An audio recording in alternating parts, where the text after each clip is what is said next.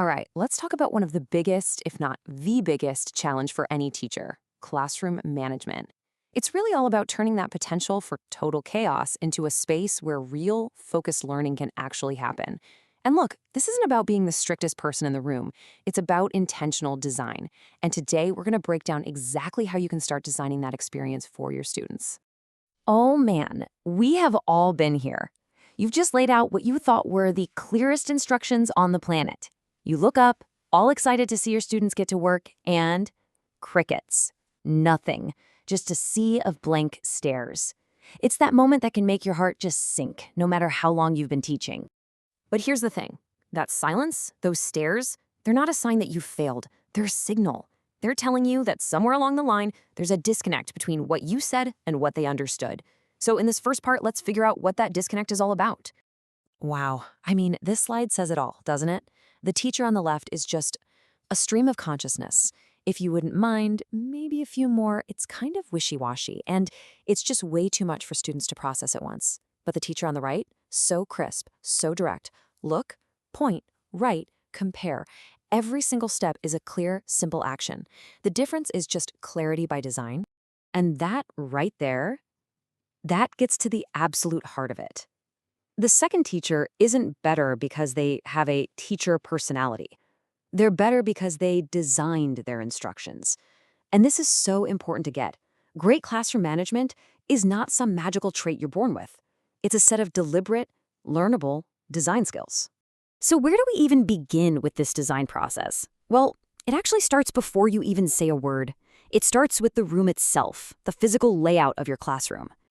Just look at these two setups. On the left, you've got your classic orderly rows. And you know what? That's perfect for when you're giving direct instruction and you want everyone focused on the board. But on the right, you've got these collaborative tables, which are obviously built for interaction and group work. Neither one is better. They're just designed for totally different things. Yeah, it's all about picking the right tool for the job. Got a huge class and you're teaching a grammar point? Row's your best friend. Have a small group working on a project together? Group tables, all the way. Oh, and the horseshoe? That's amazing for getting a whole class discussion going. You can literally design the energy in the room just by moving the furniture around.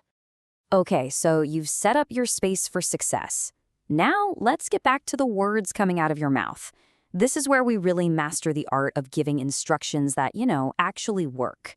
The key skill here is something called grading language, and it sounds fancy, but it's a really simple, powerful idea. All it means is that you're consciously simplifying your words, your grammar, even how fast you talk, to match what your students can actually handle. It's about meeting them where they are, not where we think they ought to be. So how does this actually look in the classroom? Well, here are 5 dead simple rules. Use your hands, use pictures, speak normally, but give them a beat, a little pause between your ideas so they have time to process. Ditch the complicated idioms and fancy grammar. And this one is huge. Use simple command forms. Open your books is way better than some long roundabout sentence. And this right here is a total pro move from teacher 2. After giving an instruction, they don't ask that useless question, do you understand? No, they ask super targeted questions that make students prove they get the details. We call these instruction checking questions, or ICQs, and they are pure gold, a total game changer. All right, so we've got our space and our language handled. Now, let's talk about one of a teacher's most powerful and, let's be honest, often misused tools: the whiteboard. I mean, just take a look at these two boards. The one on the left, it's a cognitive mess. It's just a jumble. It's hard to read, and you have no idea what's important. But the board on the right, that's an actual tool for learning. It's organized, it's got columns for different things, it's easy to read, it creates clarity, not more confusion. So, how do you get a board that actually helps your students? It's easy. Just remember the 3 C's. Be clear. Make sure your handwriting is legible. Be clean. Erase old stuff so it doesn't get cluttered. And be consistent. Always put new vocabulary in the same spot, for example. Your students' brains will thank you for it because you're helping them organize the information before it even gets to them. Okay, theory is great, but let's put these ideas to the test with some real-world problems. We're going to look at some super common questions from trainee teachers and see how these strategies provide the answers. Ooh, does this sound familiar? You kick off an activity, and then you realize only half the class has any idea what's going on.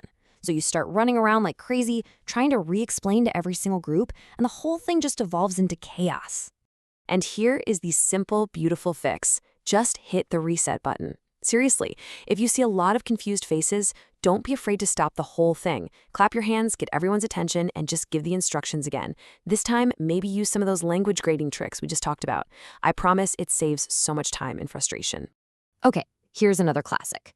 You're trying so hard to encourage a quiet student. You want to hear their answer, so you lean in closer, trying to be supportive. And they just get even quieter. It's so awkward. Now, this piece of advice is so good because it's completely counterintuitive. Your gut tells you to get closer to help, but that just adds pressure. By stepping back and asking them to project for the whole class, you totally change the dynamic. Suddenly, it's not about them performing for you, it's about sharing with their friends. It's a little psychological trick that works wonders. So let's bring it all home. Effective classroom management isn't some kind of magic. It's not about having a certain type of personality. It's a craft. It's about designing your space, grading your language, mastering your tools, and knowing how to troubleshoot. These are all skills that anyone can learn, practice, and get really, really good at. Which brings us to my final question for you.